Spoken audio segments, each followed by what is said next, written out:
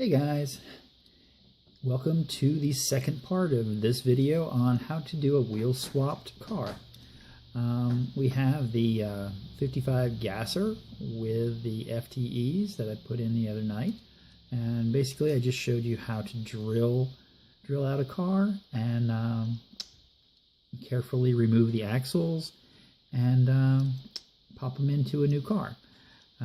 Basically tonight, I don't know if I'll finish the car in this video, but we'll get close.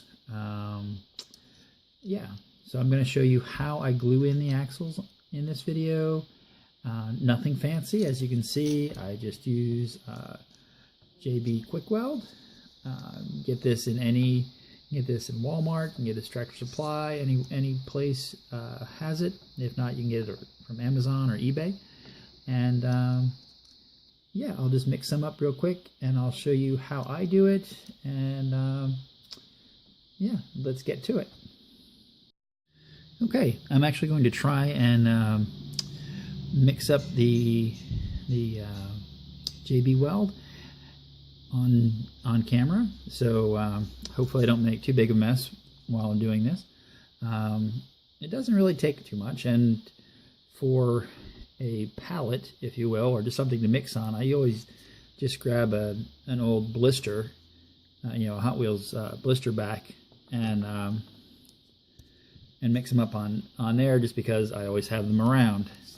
You basically, this is a 50-50 or 1-to-1 mix, so you just want equal parts of the hardener with the epoxy. It's pretty straightforward. I go through a lot of toothpicks, just general garden variety toothpicks. And what you want to do is, I mix this stuff up pretty thoroughly. You don't want to chance it not kicking, because then it's just a big old mess, and chances are you're not going to get your axles clean. I urge you, when gluing in axles, do not, and I mean do not, use CA glue, in other words, like super glue. That will wick down the axles and get into your wheels, and you are not going to have fun. You will have ruined a set of wheels. I mix this up pretty good. I mix this for quite a while before I apply it. You can see it gets like a little stringy. You can actually just take it and wrap it around the toothpick. That's about the consistency that I like to apply it. And what I'll do is I'll just take and just put a dollop right in the middle of that axle, and you'll find with this stuff it spreads out really nice when you once you put it on there. You can just kind of glob it on there, and you can just turn the toothpick and it'll spread on there. And I put it on right over those little flanges that hold the wheel on. When you've got the walls of the chassis holding it in there, you don't have to. You can be pretty liberal with the amount you use. The big thing here is, do not get it on the wheels. You don't want. I mean, you should be able to pick it back off if it sets on there, but if you smear it on there, it's going to be a problem. Again, pick up some more.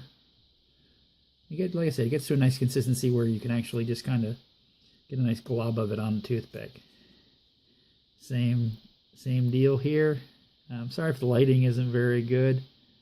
I'll try and pull the light over here and get a little bit better light so you can see what I'm doing.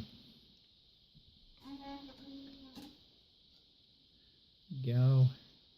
You can see it doesn't have to be super fancy here. You just want to hold that axle in there. You can. People will argue about having a free-floating axle. I like my axles glued in, and I like them glued in there well. So yeah, I'll usually just fill this cavity right up. Oh, sorry if you can hear that. I have some kitty cats running around in here. But yeah, I mean, this isn't brain surgery or rocket surgery, whatever you want to say. Yeah, you're just going to put that in there, and what you want to do now is just kind of set the you don't want the axle pulled to one side. You want to get your spacing about right at this point. So what I'll do is I'll pull it all the way to one side, and then I'll pull it back a little bit. And what I'll do is I always have, you know, a pickup truck or something sitting around. You can see this one's dirty. You know, it's a mess. But yeah, I'll just set it on there for now until it sets. And oh, of course, I just stuck my finger in it. But yeah, I'll just kind of set it aside. And this is a jig that I use, and I'll talk about that in just a minute. So I'll be right back to you once this JB Weld kicks a little bit. Okay, it's been a few minutes, and the JB Quick Weld has set up pretty well. It's good enough to carry on and move further. The car can sit on the ground by itself, and you don't have to worry about it, the axles moving or anything like that.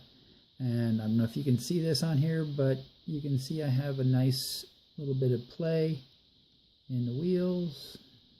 You don't want them binding up. I mean, they don't have to be perfectly spaced. I mean, if you really want, you can make little spacers and put behind your wheels. But the big thing is you just don't want a wheel that's tight against the chassis.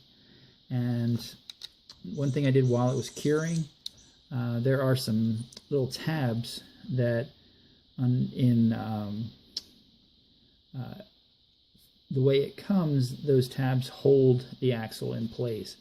And I just took my Dremel tool with a cutoff wheel and I just buzzed them off. You can see I took a couple pictures. I'll throw them in here.